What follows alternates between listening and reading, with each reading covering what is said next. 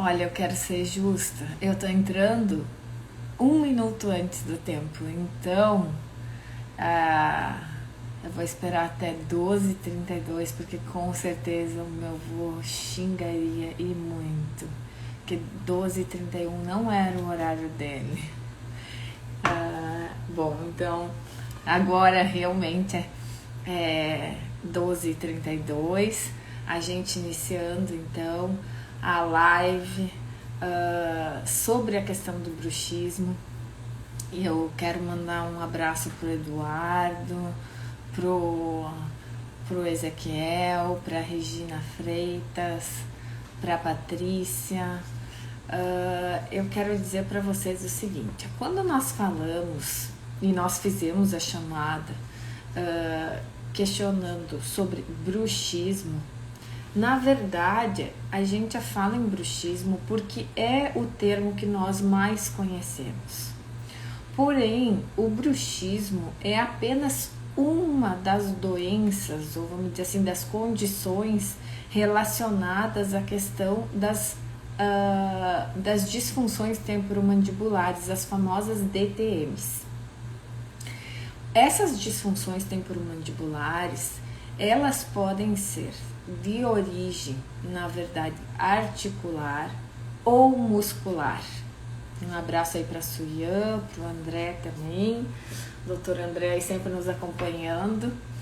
E, na verdade, quando a gente fala sobre, então, essas DTMs, né, a questão tanto articular quanto muscular, e depois eu vou tentar esclarecer a origem dessas doenças, dessas condições, é muito importante aqui hoje, no momento atual em que nós estamos vivendo, a gente fale um pouco sobre a influência, na verdade, da pandemia, da Covid-19 com relação ao bruxismo. Eu vou falar bruxismo aqui porque é o que a gente então mais conhece.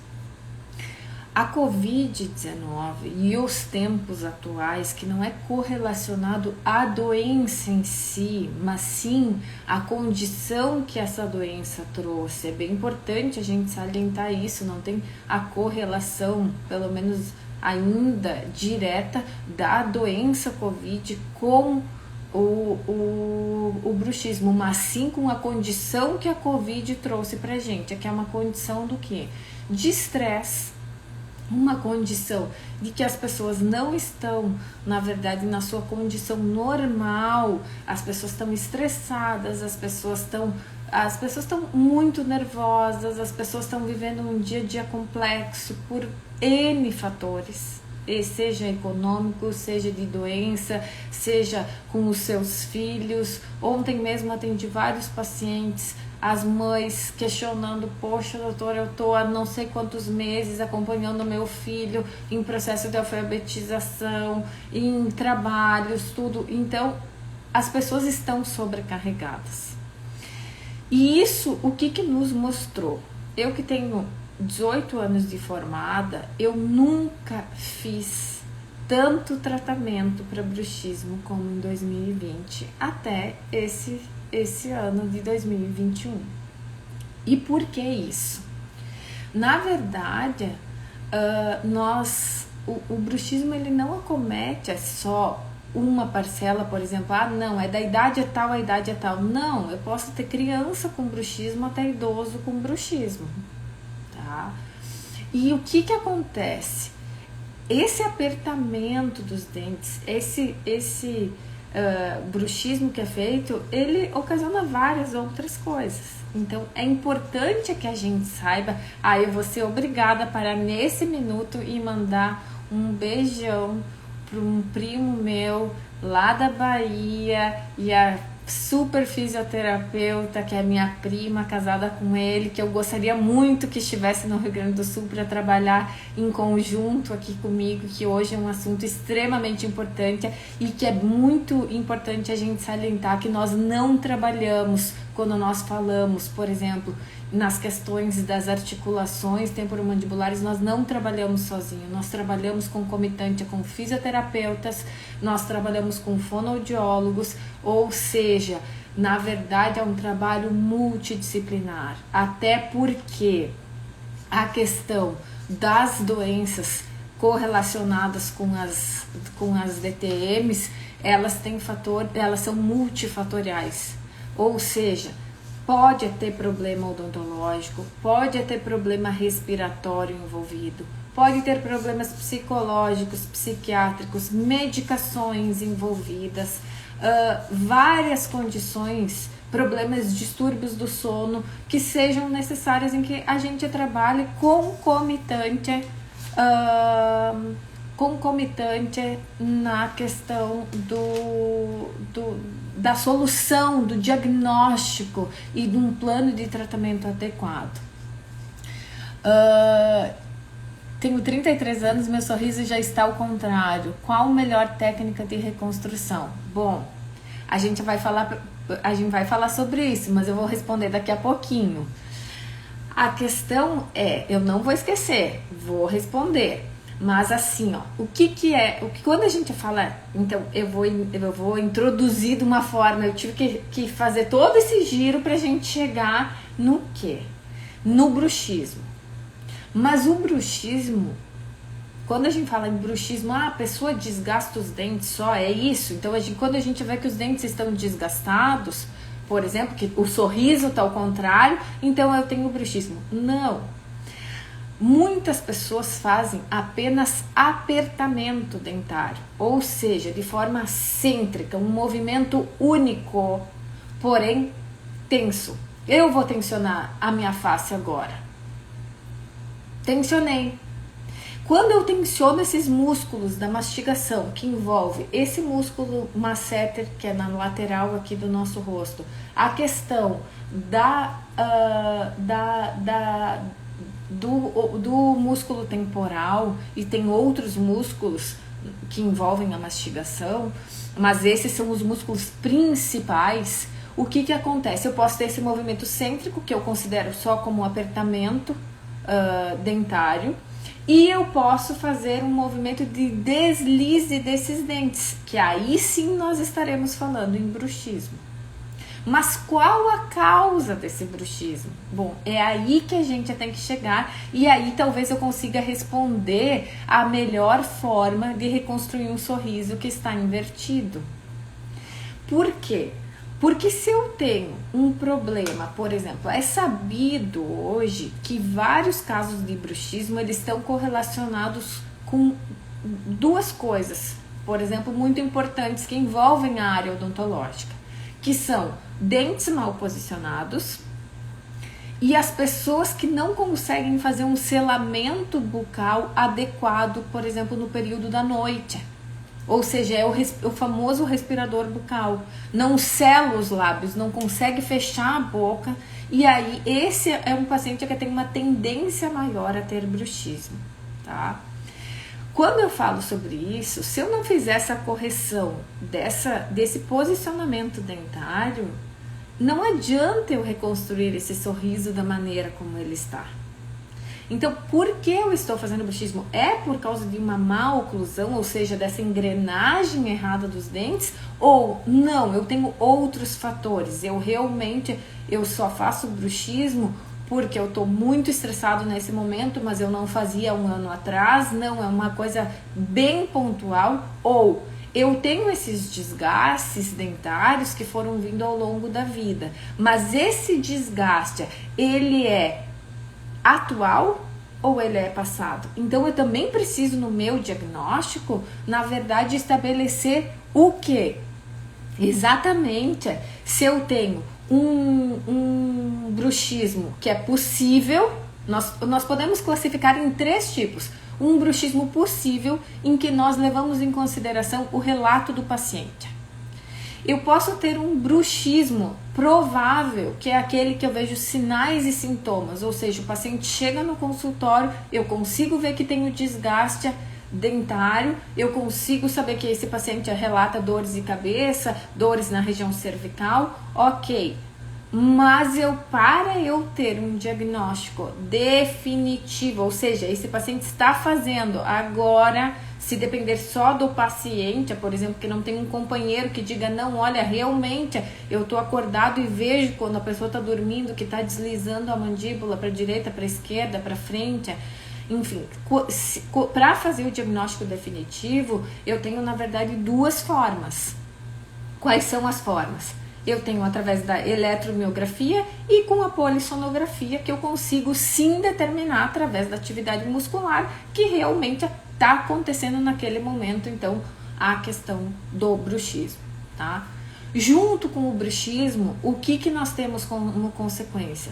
Fraturas dentárias, trincas em esmalte, e as trincas vão causando sensibilidade,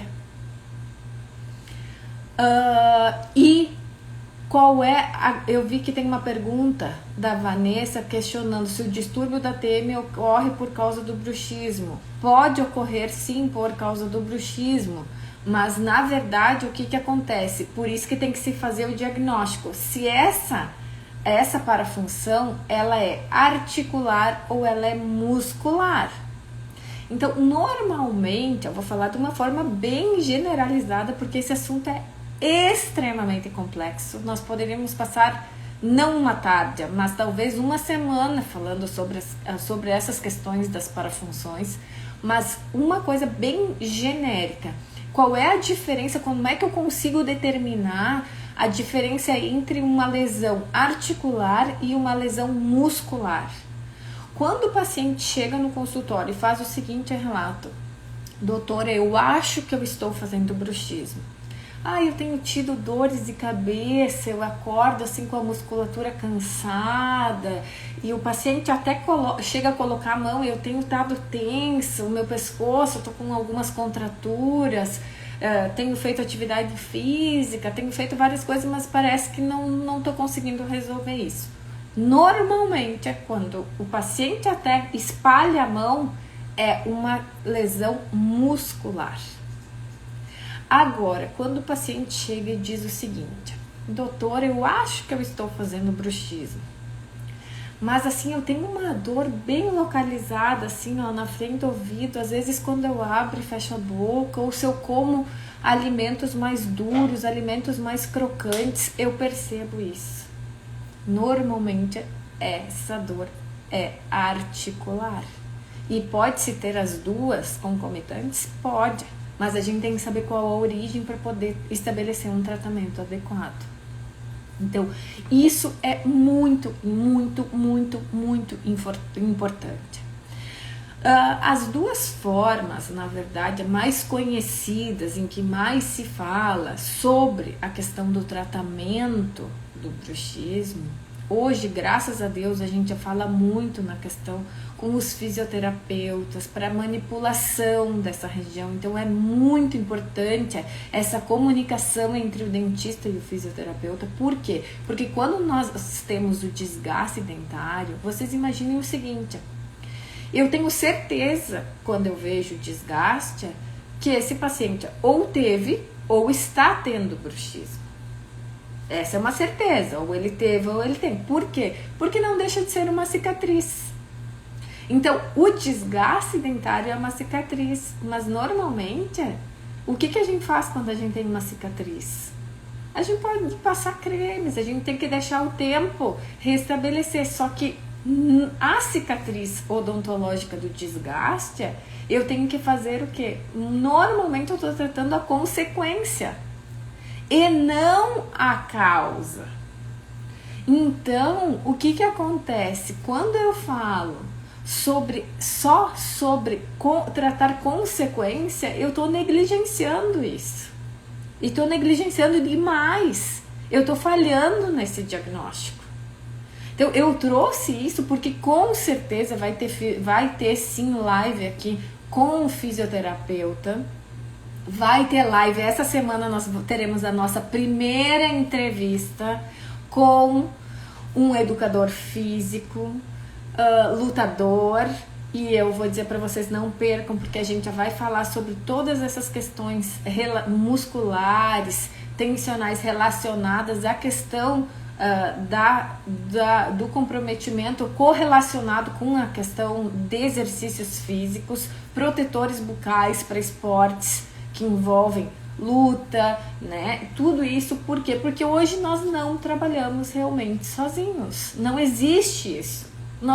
Se nós trabalharmos sozinhos, nós iremos falhar no diagnóstico.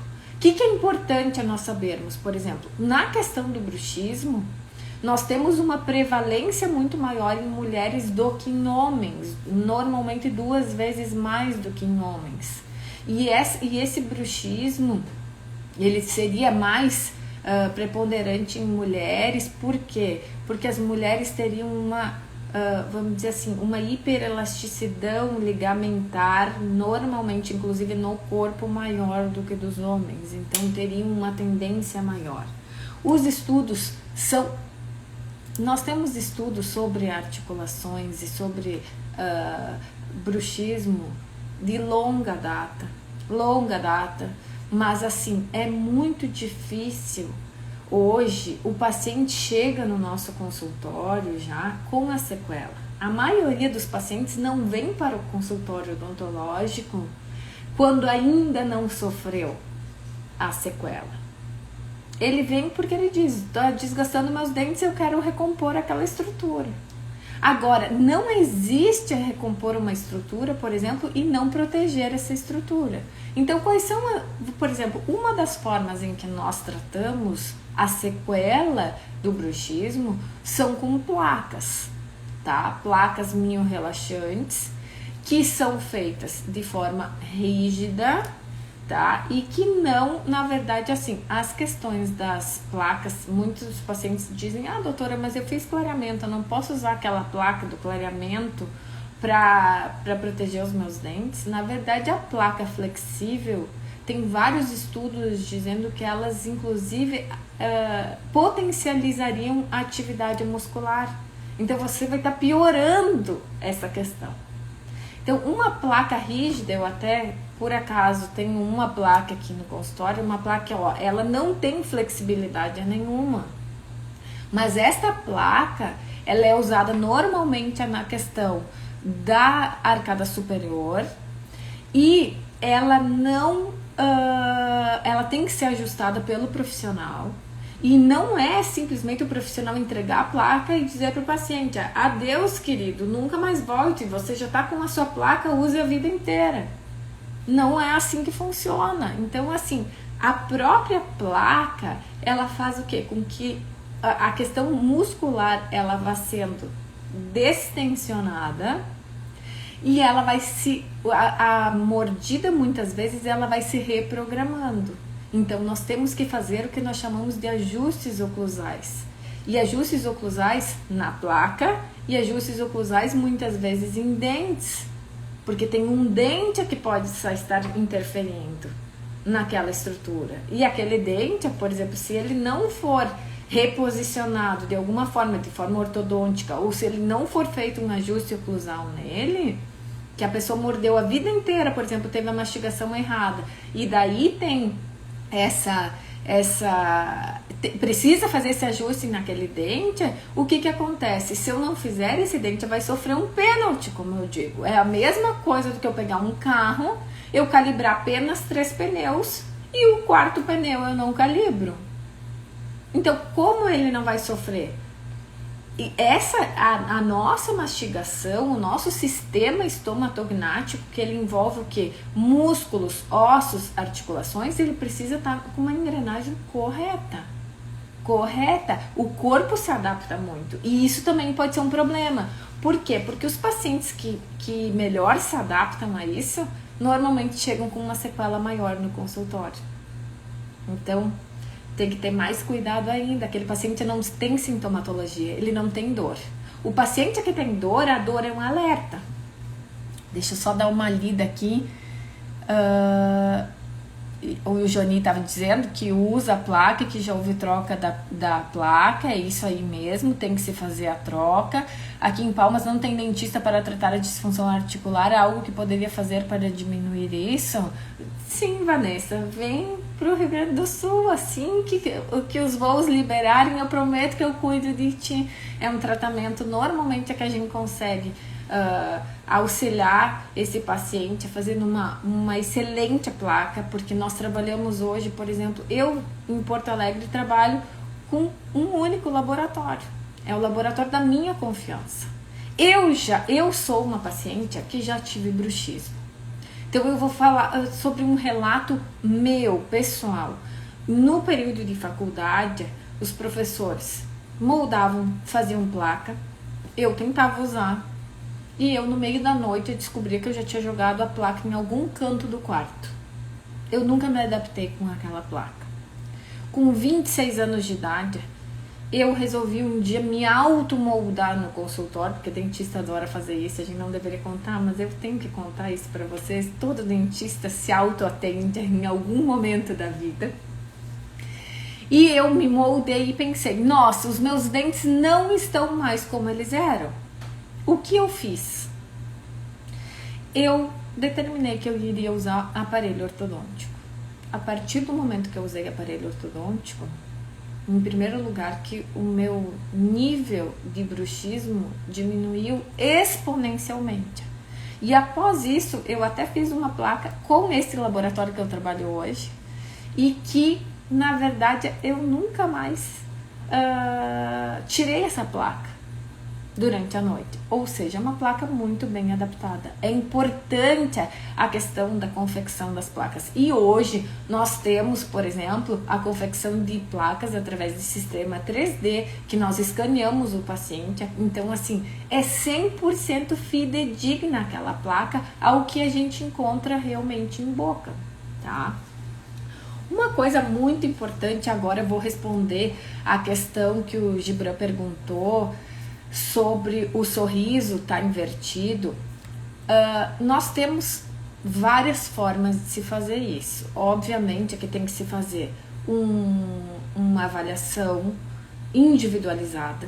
O tratamento da questão do bruxismo tem que ser individualizado. Cada caso é um caso, não tem regra, não é porque eu tô mostrando essa placa que eu vou colocar placa em todo mundo. Muito pelo contrário, tá?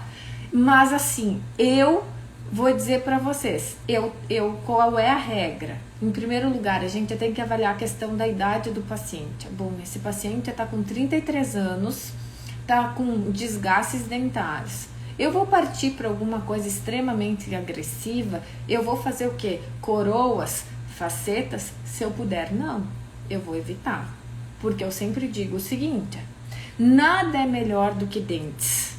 Os nossos dentes naturais. Por mais que a gente consiga hoje replicar muita coisa, a gente não consegue replicar os dentes naturais. Então, a questão da dureza, tudo isso é diferente com porcelana. Hoje se aproximam muito a dureza do dente, a tudo isso, mas não é dente natural. Então, o que a gente faz? A gente pode pensar em restabelecer esses dentes, por exemplo, com resina. Ah, mas vai desgastar a resina. Se eu usar placa, obviamente que vai desgastar. Mas, e se eu desgastar toda a estrutura dentária? Se eu tiver que submeter esse meu paciente a tratamento de canal com 33 anos, com certeza antes dos 50, ele vai ter que refazer esse trabalho. Porque os trabalhos não são eternos e tem tempo de vida útil. Então, assim, quanto tempo eu tenho de vida útil de uma prótese? 10 anos, 12 anos, 15 anos, com cuidado, o paciente faz manutenção, vai ao dentista fazer essa manutenção? Bom, é muito importante isso. Agora, eu tenho um paciente que tem 65 anos de idade, tem um sorriso invertido, já usa prótese em alguns dentes. Eu já sei como é essa mastigação, essa oclusão do meu paciente. Eu posso, talvez, submeter esse meu paciente assim a uma prótese fixa, por exemplo? Posso. Agora, no de 33 eu não indicaria. Então, tem que ser individualizada a questão da avaliação de como vai se recompor esse sorriso. Agora, uma coisa importante, depois de refeito esse sorriso, a gente precisa sim usar placa para manter isso. Então, por quê? Porque tem sequelas da doença e a gente precisa conter isso. Uma coisa que hoje se fala muito, por exemplo, é a questão da toxina botulínica usada na questão vamos dizer assim, da contenção dessa hiperfunção muscular para o bruxismo. Bom, quem me conhece sabe que há muitos anos eu trabalho com toxina botulínica aqui no consultório, porém eu acredito que a gente tem que saber fazer um bom uso de qualquer que seja o medicamento. E quando eu falo em toxina, sim, eu falo em medicamento, é uma toxina. O que é importante? Eu posso chegar a aplicar toxina para bruxismo? Sim. Para cefaleia tensional?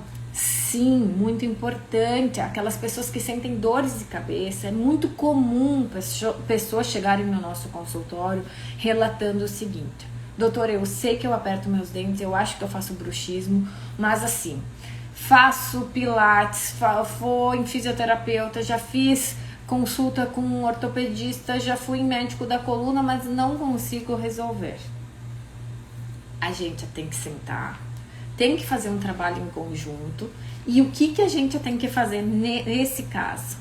Nós precisamos, na verdade, saber se já foram feitos outros tratamentos. Eu não elejo jamais a toxina botulínica como primeira opção de tratamento. Nunca. Nunca. Se esse paciente nunca usou uma placa, se esse paciente nunca fez uma manipulação com o fisioterapeuta, se esse paciente se a gente não chega na causa desse bruxismo, a última coisa que eu vou fazer é querer fazer toxina botulínica nesse paciente. Agora, já manipulei, esse paciente está sendo tratado, ele está usando placa e ainda assim ele tem, por exemplo, cefaleia tensional. Eu vou fazer uso de toxina botulínica? Sim, positivo. Tenho inúmeros pacientes que receberam diagnósticos que achavam até que assim, é nevralgia de trigêmeo, mil diagnósticos, assim, que o paciente já tinha perdido a esperança e nós conseguimos tratar. E importante, a primeira aplicação da toxina nesses casos, ela sempre tem uma durabilidade muito menor. E é importante que a gente diga o seguinte: sim, a quantidade de toxina para se envolver músculos, por exemplo, de cabeça, de mastigação, é uma quantidade muito maior do que aplicada na questão estética. Porém, muitas vezes a gente faz uma aplicação e o paciente consegue voltar à sua postura ideal, à sua postura original, e ele nunca mais aplica. Então, esse é o grande diferencial de um bom diagnóstico. Eu não quero ficar aplicando toxina nesse paciente a cada 4 meses ou a cada 5 meses. Esse paciente nem vai querer, porque é um tratamento que ele não tem durabilidade maior do que 4 a 5 meses, e esse paciente vai gastar quanto? Alguém tem dinheiro aí para ficar jogando ao ar? Que eu saiba, ninguém. Se alguém tiver, por favor, mande para cá também. Mas não é assim que funciona. Então, tudo isso, por exemplo, a gente pode usar. E tem uma outra questão também. A questão, por exemplo, da laser terapia. A laser terapia também funciona muito bem na questão da sintomatologia. É possível aplicar concomitante a outras coisas? Sim, é possível aplicar concomitante a outras coisas. Quero mandar um abraço para a Eliane, para a Suyan, mas eu quero responder a pergunta da Vanessa. A Vanessa questionou sobre se os 4 sisos poderiam influenciar. Bom, a questão dos sisos influenciarem em algum problema articular, até pode, se eles estiverem causando uma má oclusão. Mas o siso em si, ele não tem poder para fazer isso assim, sozinho. Não, a pessoa já tem uma má oclusão e os sisos estão mal posicionados, ok. Mas normalmente não é essa a causa, Vanessa. Normalmente não é essa a causa. O motivo hoje de extração dos sisos, ele é essa história que siso empurra todos os dentes, que o siso é mentira. É mentira, o siso não tem esse poder. Nós sabemos sim que nós temos forças mastigatórias com o processo de envelhecimento, que os nossos dentes vão vindo para frente, mas não é o siso. Isso é uma questão, olha, como arquiteta, a gente ainda vai fazer uma live juntas, mas eu vou te dizer o seguinte, é uma questão física. Eu tenho vetores de força.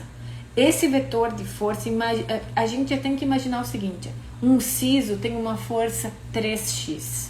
Eu tenho em frente ao siso o segundo molar, que é um dente grande, também com força 3x.